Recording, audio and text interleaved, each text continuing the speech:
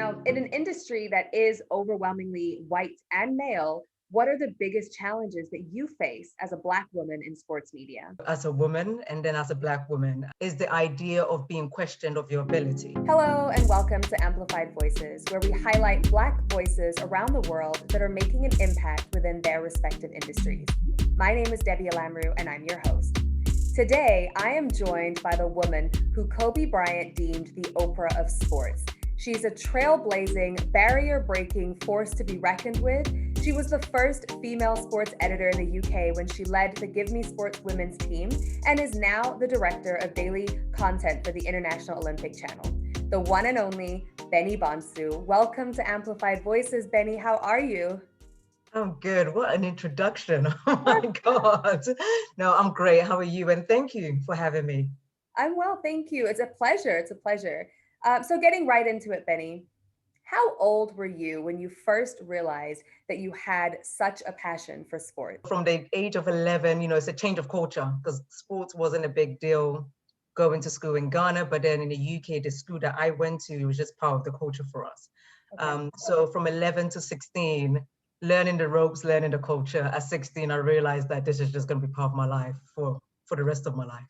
Is that when you started playing sports, or did you play any sports in Ghana? No, in Ghana, I didn't. But in the UK, as soon as I got into secondary school, which is age of 11, 12 years old, you do sports. So I started that as soon as I got into high school.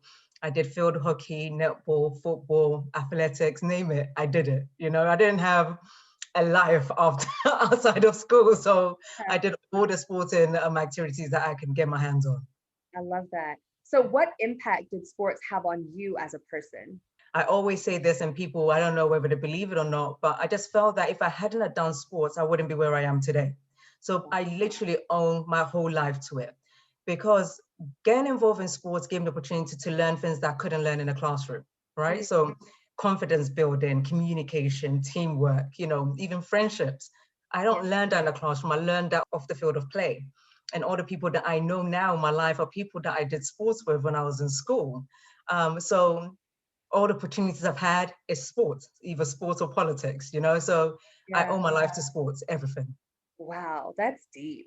So then as a young girl growing up in Ghana, if you weren't or yet introduced to sports in that way, what did you want to be when you grew up? I wanted to be an air hostess because, when you're that age, 11, air hostess are like amazing to you because all they do is travel, right? And I wanted to travel the world. So I wanted to be an air hostess. And then my uncle said, "What, do you want to be a waitress in the air?" And I was like, those African uncles. Yes. Just like, what? It's like, you don't want to be a waitress in the air. So then I wanted to be the first female president of Ghana. So that's still in the works, because I've still got time. But when I was younger, I wanted to be an air hostess. Yeah, I had the same thing with the air hostess because it was just also so glamorous back then too, I think. Right. A lot like red lipsticks, hair bag, the little hat, the little skirt, heels and the bag. I was like, that's what I want to be. No, and then he killed it off for me. Now, it's beyond clear that the sports bug is in your family DNA. Your brother Pops was an NBA player and now works in the front office for NBA teams.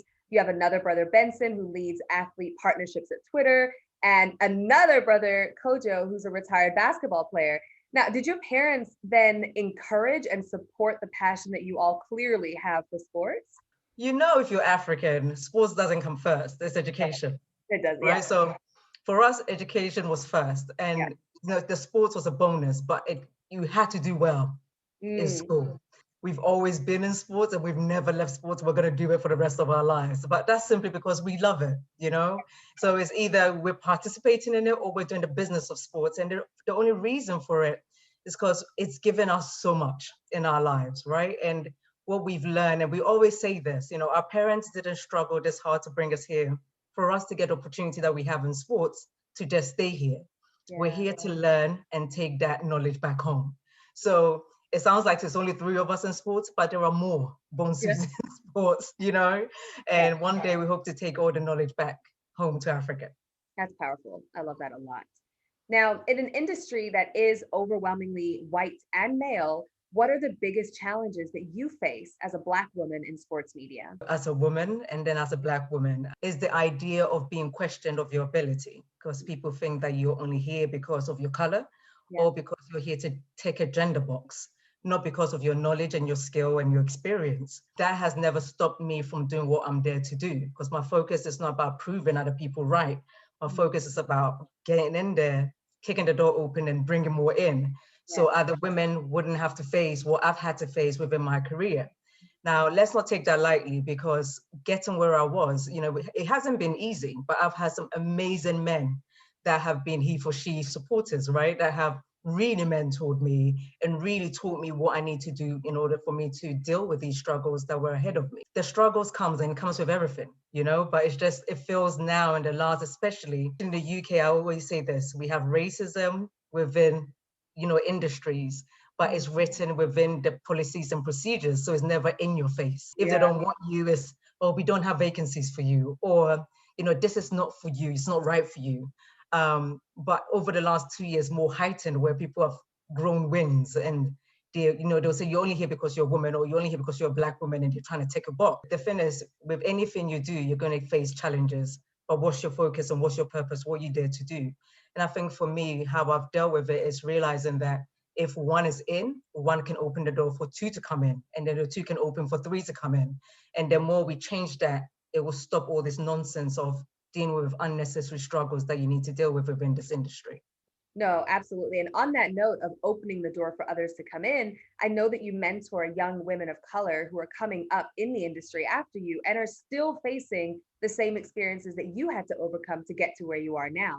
So what advice do you give them? I've always said this, that when I get to where I need to get to, or even on my way to getting to where I need to get to, I always need to be 100% real with these young people and not sell them dreams. Right. Because it's easy for them to jump on social media and see the glamorous side of sports, or Benny, you're always traveling. Benny, you always have nice clothes on, or Benny, your hair's always nice. Or, they get excited about that. I say, yeah, but I also work maybe 22 hours a day. I don't have like my own family. I'm not in a relationship, like all the normal things that will give you all the happiness that you have. I don't have that because I'm focused on my journey. You want them to know the reality, because sometimes we're too busy selling them dreams, and we don't need to do that. And the girls that I mentor now with the Badu Sports Level Up program, girls that I mentor that are working in the industry, are the women that are in the industry, we're doing peer-to-peer mentoring, is always so honest, because as Black women as well, we have this image of strong Black women, they're not emotional, they don't feel anything, they can do this. And we've got to break that barrier, right? And by doing that, is by having a woman like me, who some people perceive at the top of her game, to say, actually, I have those days where I cry. I have those days where I just lose it sometimes, but these are also the benefits of it, So I think mentoring is a big thing for me. I'm never going to stop, regardless of where I am. Because especially for girls like me that were growing up, I didn't have that growing up, but I also want to see a lot of women of color, Black, white, Asian, whatever, within the sports industry, makes it normal as well, so athletes, when they finish their games and they go to the media room or press room or whatever, they can see people that look like them that they want to talk to, so it's important. It is important that we really train and mentor our young people coming through to know what to expect and work hard, because it's not about beauty, and it's not about how fit your body is, and it's not about how great you look on Instagram. It's actually about your knowledge if you want to last in the industry. So it's important that we let them know about that. Now, on the note of that racism and being more inclusive, what can the sports industry do to combat issues of racism? They need to be braver. They need to be out there and represent the people they serve. The audiences that love sports and watch sports and interact with sports is not one group of people. It's a mixture of groups. It's a diverse group of audiences, right? A great sports team or a great newsroom is better when you have a diverse group of people in there, because then you're truly reflecting the stories that are off the pitch and also on the pitch and also within society. All right. So what is the most important lesson that the industry has taught you personally? Don't give up, because there's so many times I have been told, you're not good enough to do this. You're not pretty enough to do this. You're too dark to do this. You're only here because they're trying to take a box. And I don't think, even though I found it hard, I've cried sometimes, man, I've gone on weeks where I'm just like, I'm not doing this. This is just too hard. But then I've woken up every single time and gone back, and it's funny when you've seen people that have, said no to you now, and like they're always saying, lift as you climb, because if you don't lift as you climb, as you're going down, the person that you didn't lift will come past you, right? And you're looking back at them, and you're like, man, if I had listened to you, I'd be at home, doing nothing with my life. So I think the whole aim is you got to keep going. You can't stop because of other people's opinions. Now, last year, the NBA established the bubble due to COVID-19, and it's possible the Olympics would do the same. What are 5 items that you would take into the bubble with you, Benny? Oh my God, my headphones, my Beats Oh, headphones. yeah. Okay. Yeah, I'll take my music system. I would take, my lip gloss. I love a lip gloss. So that has to go. Yeah. And, a bag of tea bags. Oh, okay. Yes. I'll take my mug, this mug. Okay. That goes, yeah. Take that. And then I'll take I'll take this. Oh, yes. I would take this so I can finish it. How many is that? Is that 4? That's 5. You got 5. I've got 5. Okay, that's what I'll take. That's perfect. I like that. So tell me, what does a day in the life of Benny Bonsu look like? Are you sure you want to know? Yes, I want to know. Okay, so I'll probably get up about maybe 5:30. Okay. Do my exercises, go to the gym, come back on my computer by 7, check emails because I get maybe 250 emails per day. So check my emails before 8 o'clock. Meeting starts at 8. I have a lot of meetings, but I also manage our social and editorial team. So looking at stories of what we want to do across our platforms. And when we talk about platforms, we're talking about our huge platforms. You're serving a ridiculous amount of audiences around the world. Meet with my team, see how they're feeling, what ideas they have, planning for the events. So we have the big games, but we also have content that we have to produce that we have to engage the audience even when there's no games. So it's a lot of planning, a lot of meetings, and a lot of trying to build relationships with athletes to tell the real stories, because the Olympics is huge. I'm sure there's everybody in the world at some point has heard of the Olympics or seen an Olympian or something, so it's just trying to pull all of that together. My day is 8 to 8, sometimes 8 to 12. Because there's so much to do in one day. But it's basically planning, talk to a lot of people, building relationships, and trying to make sure we're telling the right stories about athletes around the world. Yeah. Wow.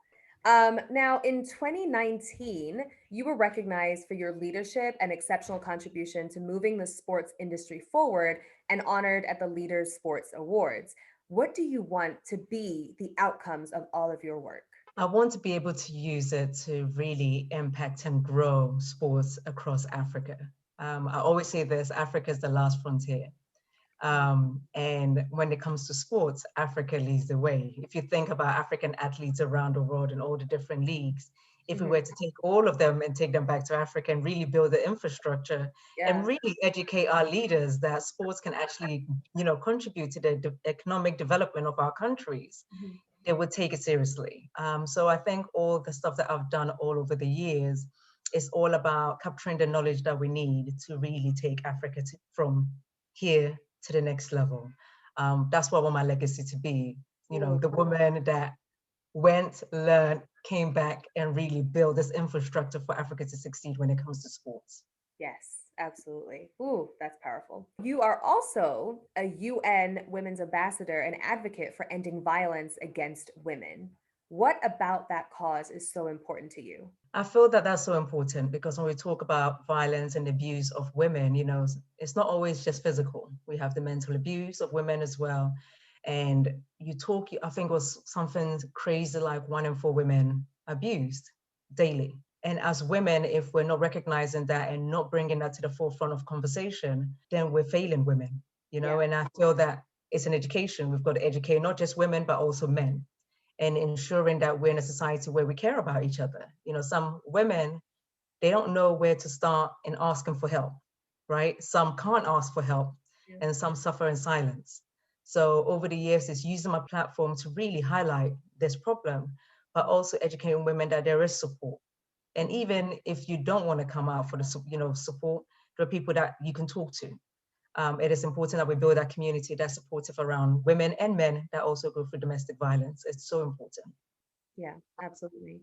But how will just the sports world change when we're able to have fans back in the stands? I mean, it's going to be amazing, right? Because we're all lacking the interaction of another Yes. real human being and be able to hug your friends and watch a basketball game or a football game and have banter, between each other in person, not over Instagram, not over Twitter, but we're here, we're fighting over our teams. Yeah. I think it's going to be great, but I also think that it's such a great opportunity that we know that during this lockdown, we found new ways of enjoying sports, right? Virtually or through streaming. So talking from business and commercial wise, for people within the industry, it's such a great time to just explore, engaging with new audiences. But as normal human beings and as sports fans, it's such a great time where we can all just go out and be able to scream and laugh and jump around and hug. I just think is what the world needs right now. So I'm just 21st of June in the UK, come quick. That's when we can all go out and play. So I'm excited about that. Yeah. Now, your career has been filled with so much success. So what do you envision for yourself in the next 5 years and then in the next 20 years? For the next 5 years, I think for me, I'm trying to learn as much as I can. I want to be a sponge whilst I'm here with the IOC and learn as much as I can, because you never know everything, right? And this is such a great opportunity to do something completely different to what I'm used to, working with all these people from our different parts of the world. So being a sponge and sucking in as much knowledge as possible in the next 5 years. And I think 20 years from now, I would like to become either a sports minister back home in Ghana or in the UK or something even bigger. But let's see what happens. I'm here for it. And don't forget, president of Ghana. President, Yes. first in Ghana. So, I mean, Kamala Harris is vice president. I want to go up. I want to go further. So, yeah, let's aim for that. Definitely sounds like an African thing to say. Like, your friend got second place, you got to get first place. Yes. When you go home and you tell your dad you got a B and your friend got an A, and they go, but why didn't you get an A? So Kamala is a VP. I'm going to be president. So, I'm here for it.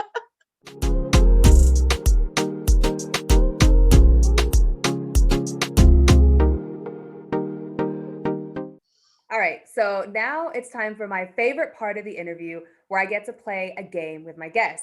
Now, today we are playing Tip of the Tongue, where I ask you a question and you have to answer with the first thought that comes to mind. You ready, Betty? Let's go. Okay, favorite city you've ever lived in? Oh, we got to say Madrid. I'll say Madrid. Okay. Madrid is so beautiful. Place that you most want to travel to that you've never been to? Fiji. Okay. Favorite athlete of all time? LeBron James. What sport do you love watching live most? Football. Okay, soccer. Why? Because it's just the atmosphere. People start making up songs that you don't know nothing about.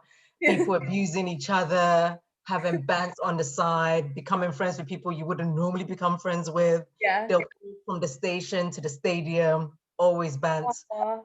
And then the cold, and then you have your flask of tea in the stands. Yeah, it's just all the awkward, weird things you wouldn't normally do. Yeah. So football for me. Okay. What is your favorite holiday? Ooh, Ghana. Okay. If you could only listen to one genre of music for the rest of your life, what would it be? Old school R&B. Favorite cheat meal? Ice cream.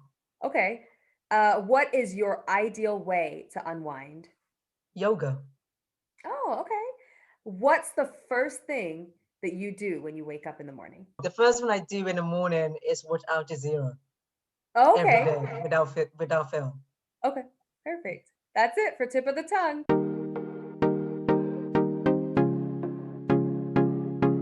My Injera of the Week is inspired by it being Women's History Month. So all I have to say is believe Black women, support Black women, and empower Black women. That brings us to the end of the interview. Benny Bonsu, thank you so much for spending time with Amplified Voices. It's been a pleasure having you today. Thank you so much for having me. I love the work that you guys are doing. Please carry on telling those stories because nobody else is. And I think it's a great time to really highlight young Africans around the world that are killing it. So thank you so much. Thank you. Hey guys, thank you so much for watching. Make sure you like and subscribe to the channel so that you can be notified when the next episode drops, and comment down below the gems that you took away from this episode and also who you want to see us interview next. Thank you and see you guys next week.